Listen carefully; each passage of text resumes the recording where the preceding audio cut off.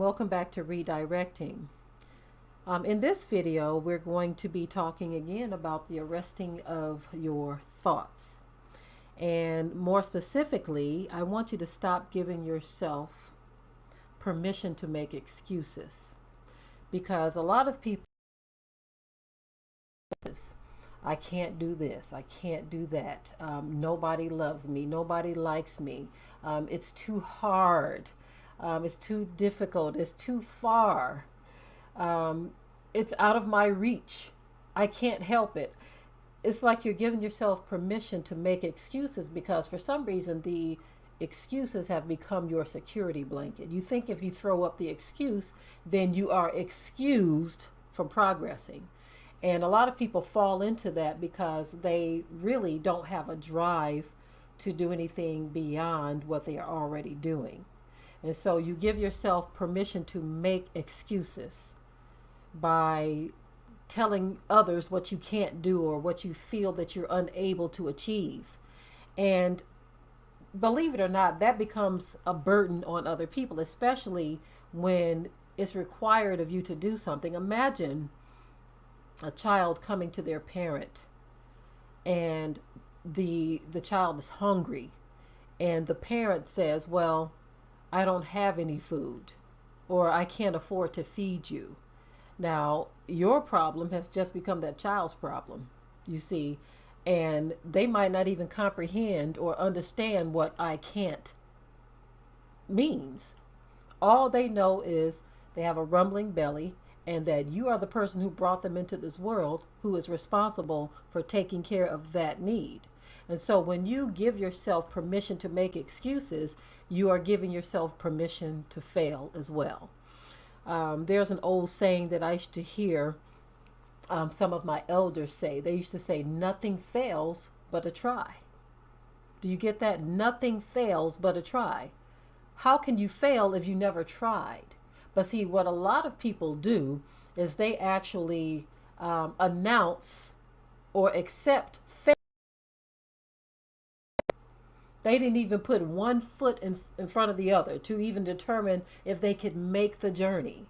They just determined within themselves, going back to the thought, they didn't bring into captivity or arrest that thought that said they couldn't do it. The thought said you can't do it, and so they verbalized it, and they said, well, I can't do it.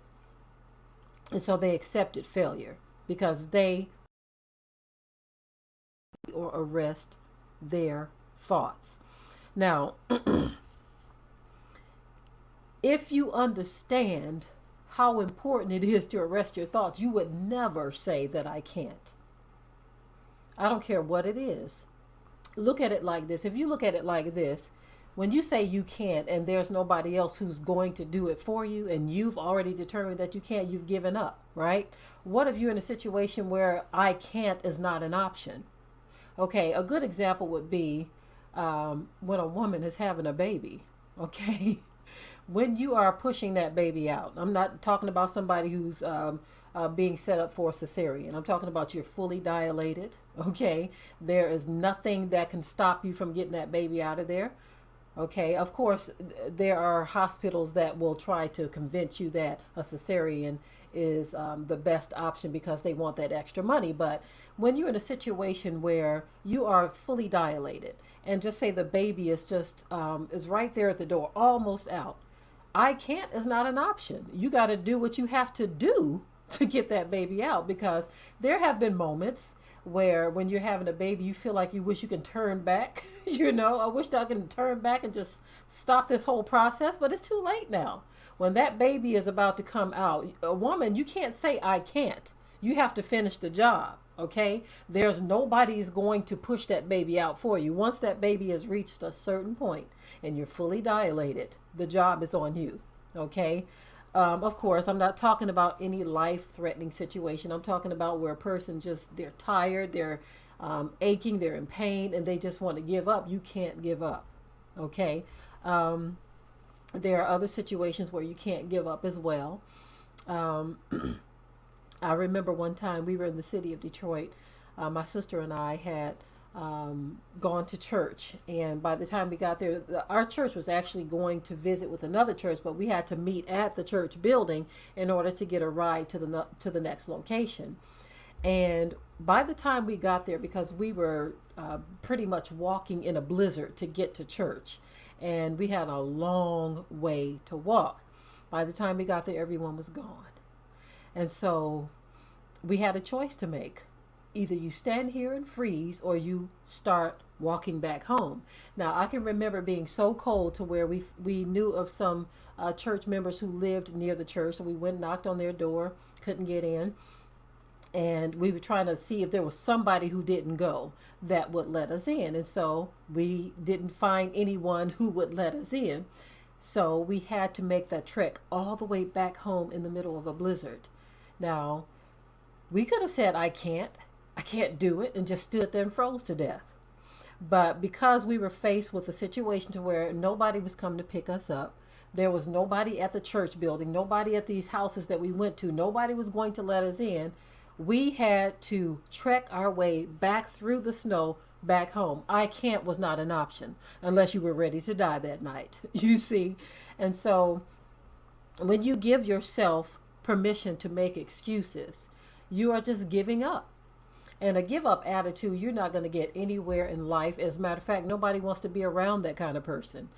You want to be the kind of person who's going to press your way through no matter what, and regardless to how situations look. Now, one thing I want to say, from time to time, I will get people who will look at your life the way it is. And I know I've said this before, but I want you all to get this and understand this. Don't look at another person's life the way it is now, okay, and say, well, it's easy for you to say. I've had people say it's easy for you to say because look at ABC. But what these people don't understand is that I've been in some of the positions they've been in before, going through some of the things that they're going through now. And I had to press my way through. And it wasn't always easy. But when my husband and I learned that we were going to continue to go through the same test over and over until we passed the test. Unlike school, where if you don't pass the test, they just fail you, and that's the end of that. But for us in this walk, in this life, that's not an option. Okay, for us, it wasn't an option. We had to continue to go through the same test over and over and over again until we passed the test. And when we realized that that's the way it was, that last time that we had to go through a particular thing, we said, you know what? We got to fight our way through this, because we are not going to go on to the next level or the next phase until we make it past this level. You see? And so we need to stop giving ourselves permission to make excuses. I don't care what it is, how big or how small. If you have a goal of losing weight and your excuse is that you don't have access to healthy food or good food, you've just given yourself permission to make excuses. You see? And you have to stop giving yourself that permission. The importance of eating right and eating healthy food. I'm talking about your health and your life. This is a life and death situation, but a lot of us don't see it that way. But if you understood that it was a life and death situation, you would do whatever it was you could to make it possible for you to have access to healthy food. Now, I have given example after example after example, and what I've determined is that some people are just plain lazy, okay? They don't want to explore alternatives, or they don't want to ask this person or that person. There are churches in various communities. Now, if you don't want to deal with the church, this I know for a fact. Growing up in the city of Detroit, there are vacant lots everywhere. And there are city officials, wherever you might live, you might not live in Detroit, they will give you permission to use city-owned lots if it's for something productive. If you present to them a plan and you say this is what you want to do, most of the time they will give you permission. But a lot of people don't even want to take that step because they have gotten a lazy mindset and they are looking forward to someone else outside of them to help them through their situation. Now, One thing that I've talked about before on this channel is how I've seen Gentiles who will work by themselves.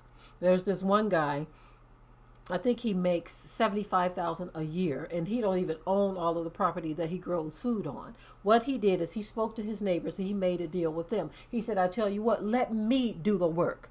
I don't have the land, but you do. Let me do the work. I'll till the ground. And I'm not talking about no acres either. I'm talking about just city lots, city property. Okay, just regular size city backyards or front yards. And he said, I will do the work and I will split the food with you. And so he made that his passion. He would split the food with the homeowners. They would take their portion. He would take his portion and eat from it and sell the rest, and created a 75,000 a year income. 75,000 working alone. So this is why I say you can't make any excuses. It's just too easy to do something, even if you have children. Listen, if you were to take even that guy's method and working with other people's property who would agree to allow you to till the ground and do the work, this is something that children could do with you. In school, do it during school hours. After school, let them come and help you. You see, so all of the excuses are just no more. They can be thrown out of the window now, and stop giving yourself permission to make those excuses. Now, I know there are rare cases where there are people who might be handicapped and have a certain sickness upon them. Even in those cases, there are organizations that you can get in contact with to make your vision or your goal known.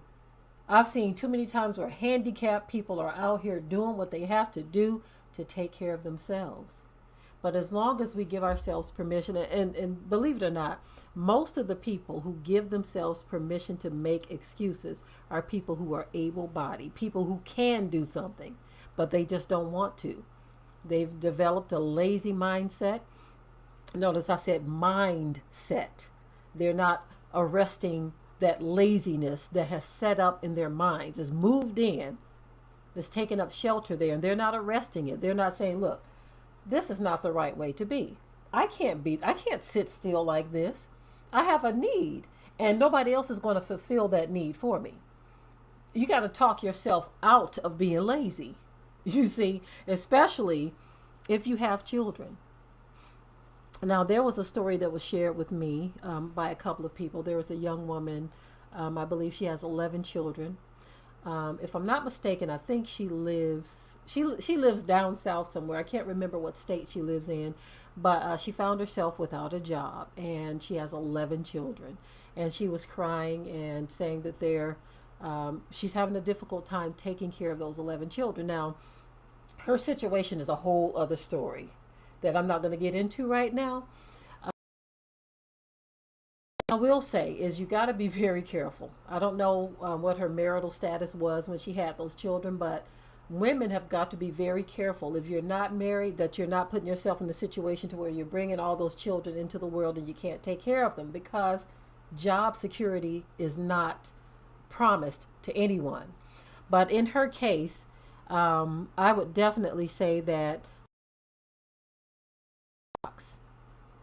to take care of her family and her children. She's going to have to think outside of the box, because right now our government is not real stable in terms of being able to, or even wanting to take care of or help and assist people who have needs. They have requirements now, and we've got to be very careful of the situations we allow ourselves to get into, okay? Because your children don't know or don't care about your situation. If you have a 3 and 4 year old and you say that you lost your job, they don't even know what that means. Some of them don't, okay? You have some that are very bright who will understand that. But we as adults, we've got to start arresting our thoughts and not giving ourselves permission to make excuses, but trying to figure out and maneuver our way through this life, okay? Many of us have had hard times. I grew up very poor, Okay. And the first few years of our marriage, we were very poor, you see.